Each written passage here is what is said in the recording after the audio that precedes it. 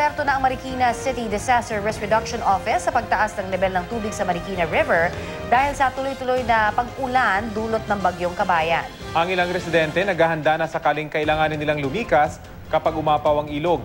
Mula sa Marikina City, may ulat on the spot si Maki Pulido. Maki?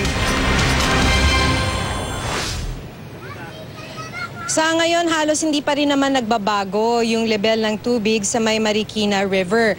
Bago mag-alas 8 ng umaga kanina, yung tubig ay nasa 15 meters at ngayon ay nasa 15.2 meters na ang level ng Marikina River. Pero dahil umabot na sa 15 meters kanina pang alas 8 ng umaga, nag-first alarm.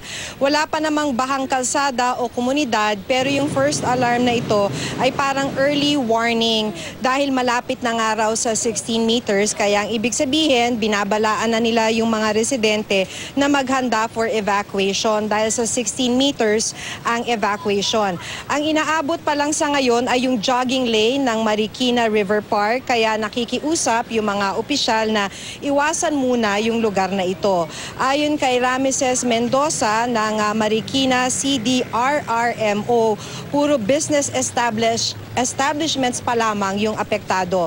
Ang mahigpit na minomonitor nila ay yung mga mabababang lugar sa barangay Nangka, Tumana at Malanday, lalo na yung boundary ng Malanday at Tumana o Libis Bulelak. Dito kasi unang magbabaha sakaling umapaw yung Marikina River.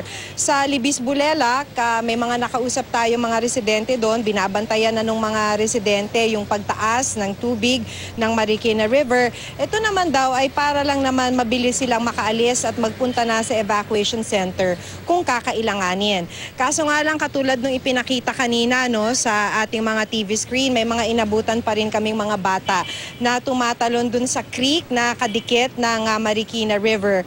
Ngayong mataas yung tubig, pinagbabawal kasi ito dahil delikado at nagkaroon na ng mga insidente ng paglunod.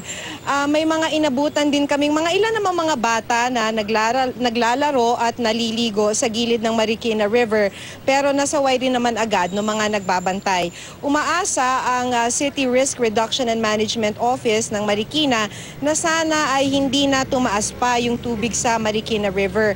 Sa ngayon naman daw ay hindi mabilis talaga yung akyat ng tubig at bukas naman yung 6 na gate ng Manggahan Floodway. Rafi, Connie?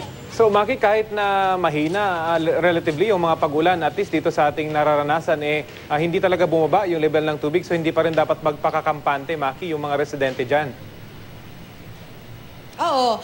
Lagi naman yan. So, syempre, hindi naman talaga dapat magpakampante yung mga residente. Kaya nga yung mga nakausap natin, talagang they're very alert kahit nasa 15 meters pa lang yung level.